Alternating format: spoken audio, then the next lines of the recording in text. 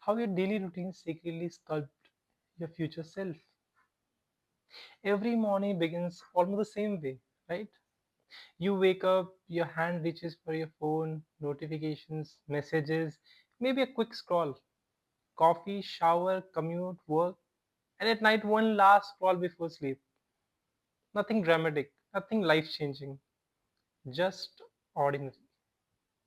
And yet, this is where something profound is happening, not loudly, not visibly, but consistently. Because while you think you are just getting through the day, your routines are quietly designing the person you are becoming. You may not feel it today, you may not notice it tomorrow, but something from now, years from now, you will meet the results.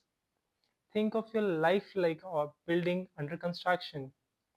Most of us believe the big decisions are what shape it: career choices, relationships, big risks, big goals.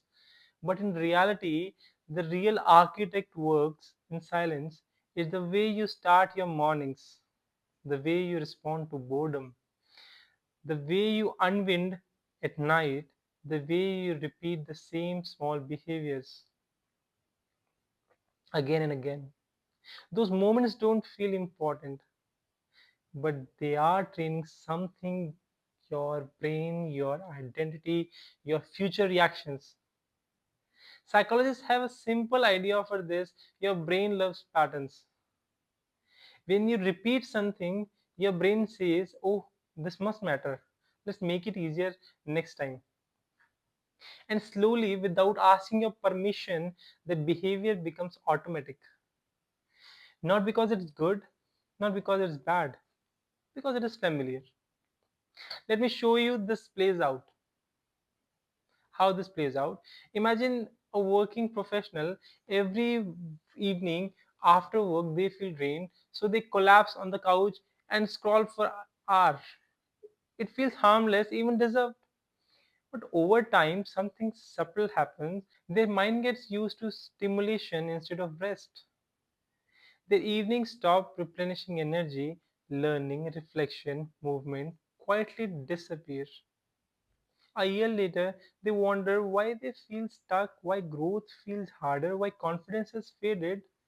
Nothing dramatic caused it, just a routine repeated often enough to become a training program.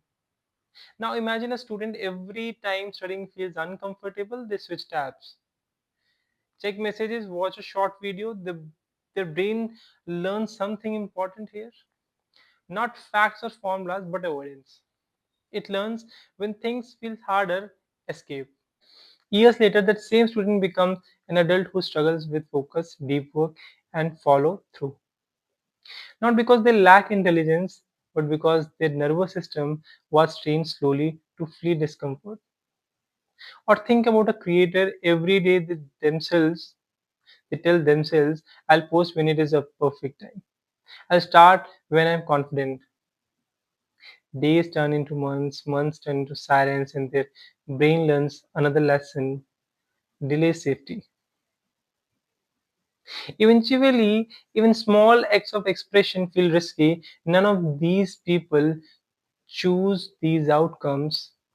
They simply voted for them a little at a time. There's the quiet truth most of us never confront. Your routines are votes, not votes for productivity, not votes for success, not votes, it's votes for identity. Every repeated action is your brain saying, "This is who we are." When you read for 10 minutes, you are voting for being a learner. When you move your body gently, you're voting for being someone who cares for the health. When you avoid hard conversations, you're voting for comfort over growth, isn't it? And the brain doesn't count intensity, it counts frequency. One intense workout doesn't change you, one perfect day doesn't define you. But repeated ordinary days do. Here's why it gets interesting. Your brain is not designed to optimize your future, it's designed to protect the present. It prefers what is similar, is familiar, over what is better, because familiar feels safe. That's why change feels uncomfortable even when it's good for you. When you try to wake up earlier, when you sit down to focus, when you choose silence over scrolling, your brain is not saying this is bad, it is saying this is unfamiliar. And unfamiliar feels like risk. So resistance show up. Procrastination, justification. I will do it tomorrow. Not because you're weak, but because your brain is loyal to yesterday's patterns. Once you understand this, something powerful happens. You stop blaming yourself and you start observing yourself. You being to notice the unseen architect at work. So let me offer a few gentle shifts. Not rules, not discipline hacks, just ways of seeing it differently. First, stop asking, is this habit good or bad? Start asking, who is this training me to be? That question changes everything. Strolling for 20 minutes is not evil, but who does it train you to become? Avoiding one conflict task is not failure, but who does it reinforce?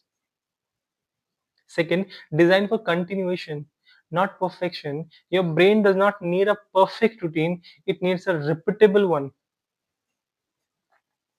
5 minutes daily reshapes identity more than 1 hour done once. Small routines work because they slip past resistance, they don't threaten the brain, they whisper instead of shout. Third, treat discomfort as a signal, not an enemy. Discomfort doesn't mean you're doing something wrong. It often means you are breaking a pattern where it shows up. You can pause and say, ah, this is unfamiliar, that is all. No drama, judgment, no drama. The fourth one now.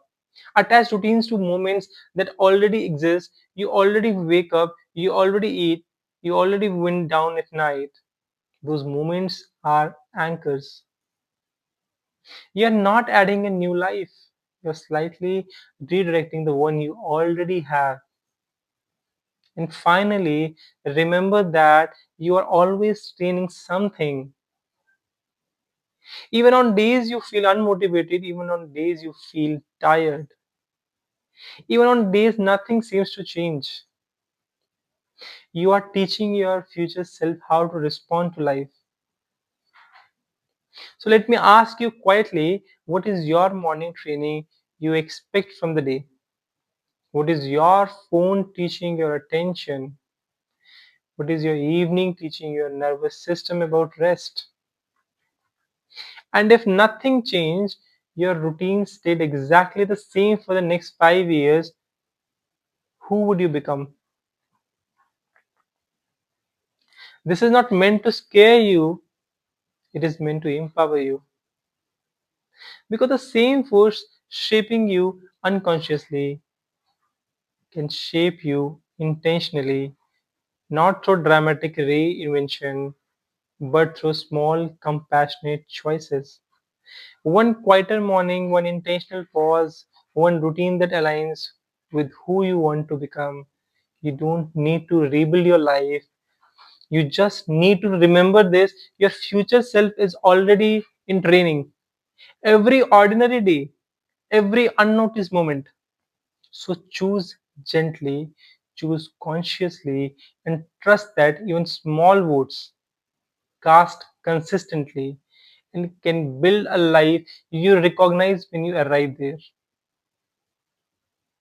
And if this reflection helped you even 1%, then it has already done what it was meant to do. Because change doesn't begin with motivation, it begins with awareness, and awareness is the first quiet step toward becoming.